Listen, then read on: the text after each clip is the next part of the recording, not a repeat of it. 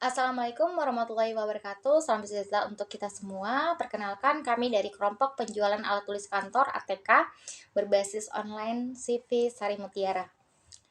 Di sini kami akan menjelaskan proyek UAS kami dengan mata kuliah Sistem Informasi Akuntansi dengan dosen pengampu Ibu Vivi Maria MKom.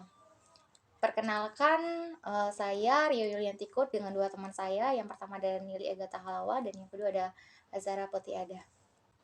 Baik, di sini saya akan menjelaskan tentang konsep dasar. Konsep dasar sistem secara umum, sistem dapat diartikan sebagai kumpulan dari elemen-elemen yang berinteraksi untuk mencapai suatu tujuan tertentu sebagai suatu kesatuan. Selanjutnya yaitu ada sistem informasi akuntansi.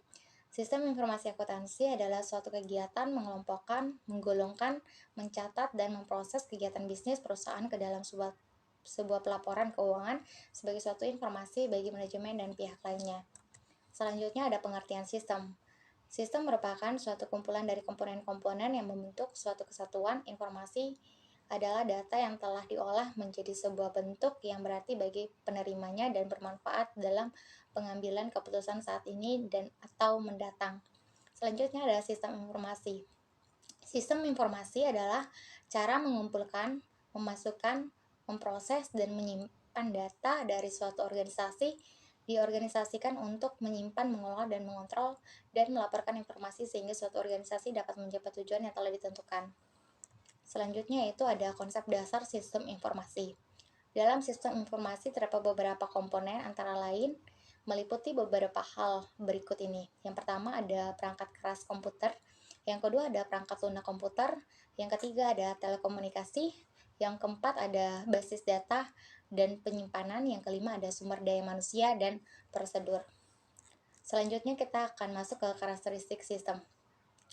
Karakteristik sistem ada terbagi menjadi beberapa bagian. Yang pertama ada komponen sistem, yaitu suatu sistem terdiri dari sejumlah komponen yang saling berinteraksi.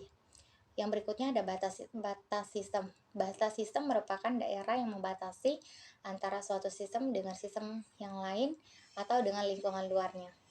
Yang berikutnya adalah lingkungan luar sistem. Lingkungan luar sistem merupakan lingkungan di luar batas dari sistem yang mempengaruhi operasi sistem. Berikutnya adalah penghubung sistem.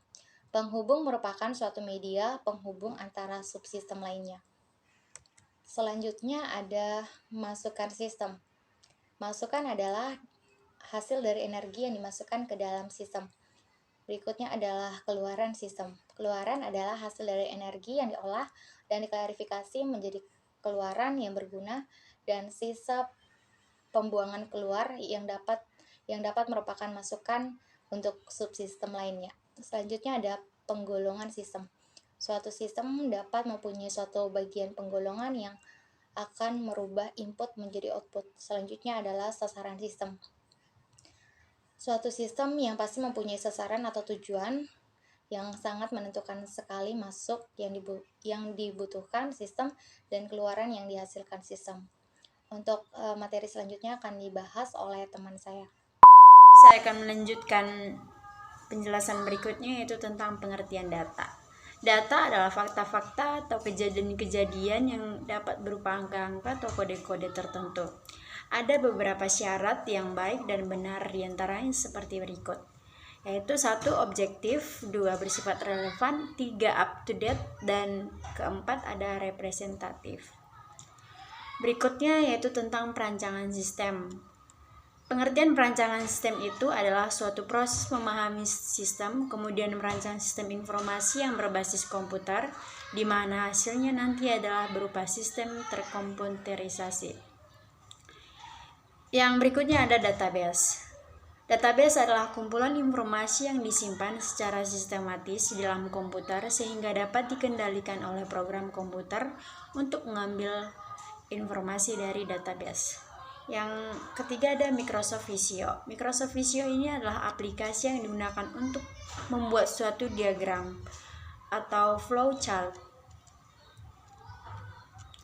Yang berikutnya adalah pengertian dari program. Program adalah deretan dari perintah yang berhubungan dan teratur untuk mencapai tujuan tertentu yang memberitahu komputer apa yang harus dilakukan dan bagaimana melakukannya, sehingga dapat menampilkan kumpulan instruksi yang ditunjukkan untuk komputer supaya peralatan tersebut dapat melakukan tindakan-tindakan yang dikehendaki oleh pemakai program atau user. Yang berikutnya adalah peralatan pendukung atau tools program. Peralatan pendukung atau tools program yang digunakan saat pembentukan sistem penjualan yaitu ada UML, use case diagram, activity diagram, class diagram, development diagram, skills diagram, database, sub, MySQL, dan peralatan lainnya.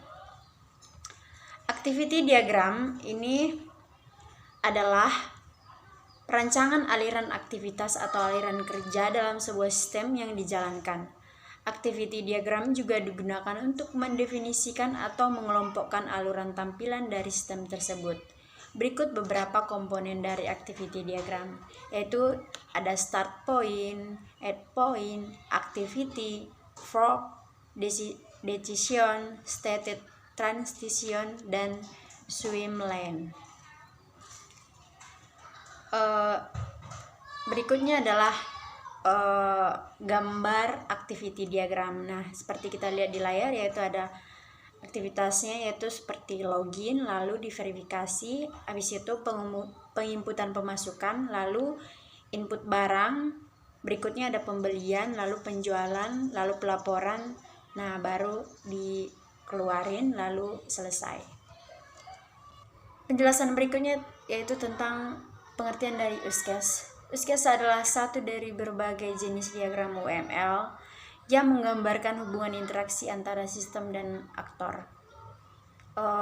Berikut beberapa elemen-elemen dari use case, yaitu ada aktor, lalu use case, lalu association, lalu generalisasi, lalu exclude, lalu extend. Nah, ini adalah gambar use case yang kelompok kami buat, yaitu adalah pertama adminnya login, lalu input pemasok, lalu menjual barang, lalu input barang, lalu melaporkan. Selanjutnya, sequence diagram. Sequence diagram adalah suatu diagram yang menjelaskan interaksi objek dan menunjukkan atau memberikan tanda petunjuk komunikasi di antara objek-objek tersebut. Berikut komponen-komponen dari sequence diagram. Yang pertama itu ada simbol aktor. Keterangannya itu mempresentasikan entitas yang berada di luar sistem dan berinteraksi dengan sistem. Yang kedua, lifeline, menghubungkan objek selama sequence atau message dikirim atau diterima dan aktivasinya. Yang ketiga, boundary, keterangannya berupa tepi dari sistem sumber seperti user interface atau suatu alat yang berinteraksi dengan sistem yang lain. Selanjutnya ada control, keterangannya elemen mengatur aliran dari informasi untuk sebuah skenario. Objek ini umumnya mengatur perilaku dan perilaku bisnis. Selanjutnya ada entitas, keterangannya elemen yang bertanggung jawab menyimpan atau informasi didapat berupa bench atau model objek. Selanjutnya ada activation, suatu titik di mana sebuah objek mulai berpartisipasi di dalam sebuah sequence yang menunjukkan kapan sebuah objek mengirim atau menerima objek. Selanjutnya ada message entry, keterangannya berfungsi untuk menggambarkan pesan atau hubungan antar objek yang menunjukkan urutan kejadian yang terjadi. Selanjutnya ada message to self, adalah simbol ini menggambarkan pesan atau hubungan objek itu sendiri yang menunjukkan urutan kejadian yang terjadi.